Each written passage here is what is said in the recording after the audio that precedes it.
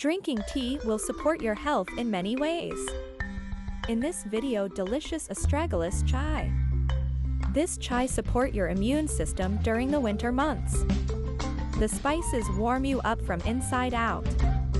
Here is the recipe to make Astragalus chai. Ingredients: Astragalus root 20 to 30 grams. 1 tablespoon dried orange peel. 2 teaspoonful minced fresh or dried ginger.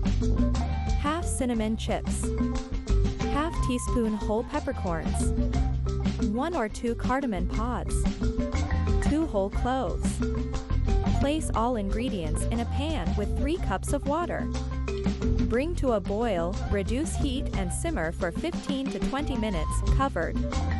Strain, then add milk and honey as desired.